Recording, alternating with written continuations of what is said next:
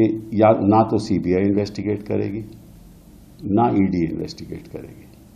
तो अब जिम्मेदारी कोर्ट पे है। कोर्ट क्या करती है? कोर्ट को एक जैसे 2G में एक SIT बनानी चाहिए और खुद नियुक्ति करनी चाहिए लोगों की उस SIT में। वो इंडिपेंडेंट लोग होने चाहिए और जो भी डोनेशंस हुई हैं, जिस डोनर ने भी पैसा दिया है, कुछ तो ऐसी कंपनी हैं जो लॉस में चल रही हैं, उन्होंने भी पैसा दिया है। कुछ ऐसी कंपनी है जिनके प्रॉफिट्स जो हैं, जिनकी मुनाफा है बड़ा कमती है लेकिन डोनेशन बहुत ज़्यादा है। तो ये सब चीज़ें इन्वेस्टिगेशन के ऊपर निर्भर हैं।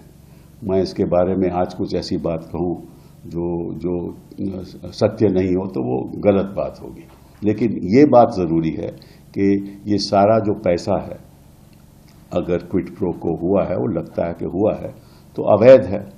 और जो इमारतें भी बनी हैं उस पैसे से, वो भी अवैध हैं।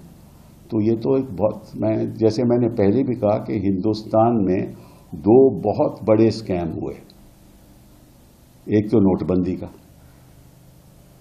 जहां करोड़ों रुपए जो कैश में थे लोगों के, किसी ने कोई कंप्लेंट नहीं की, कोई इतराज नहीं किया, सभी ने अपना पैसा बदल दिया, उसकी आज तक इन्वेस्टिगेशन नहीं हुई।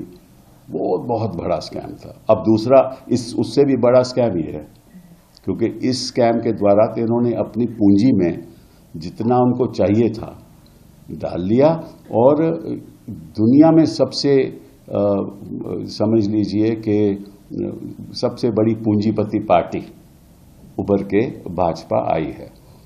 अब देखना ये है कि कानून इसको किस नजरिए से देखता है। तो उसके बारे में तो मैं आज कुछ नहीं कह सकता। लेकिन आप ऐसा है कि आपकी तो पैकेज आपके पास होगा ना, कि ना खाऊंगा ना खाने दूंगा, तो पैकेज तो आपके पास है, वो पैकेज तो जरा चलाइए। ये तो आप लोगों के ऊपर निर्भर है।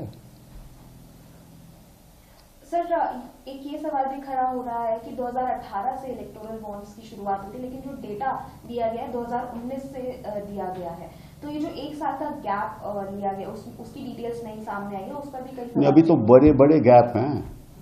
अभी तो बहुत बड़े गैप हैं। गैप इन्वेस्टिगेशन में है, गैप मतलब कि किन किन लोगों ने कितना दिया।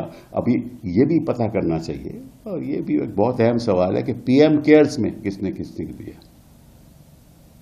वो भी तो एक बहुत बड़ी बात है। वो भी उद्योगपतियों ने दिया होगा। तो मैं समझता हूं कि ये एक स्कीम थी और स्कीम के द्वारा हुआ, और इस स्कीम के जो जिसने स्कीम चलाई थी वो हमारे पूर्व वित्त मंत्री जी थे, और उन्होंने सोचा कि इस तरीके से कोई भी पार्टी हमसे मुकाबला नहीं कर पाएगी। वो निकला, सही निकला। जिसके पास पैसा है उसी के पास खेल है। Sir, how do you see the mismatch of the data that has been submitted by the SBI? क्या जो जिस तरह उन्होंने कोर्ट में बोला उसके बाद सबमिट किया, लेकिन there is a mismatch. What is the mismatch? The donor and the amount that is. That is not a mismatch. That is yet to be investigated. Yes. Yeah, so you can't say it's a mismatch, right? You have to find out which political party got which donation. That's a matter again of investigation. The court in its order has not said that you must actually look at the entire chain of as to how electoral bonds changed hands. But many of these are direct. Many of these are direct in any case. The companies that are given the bonds are direct. Now the question is who the bonds went to, that's all. Then the 2 bond numbers can be found out easily. That's not an issue. That's again a matter of investigation.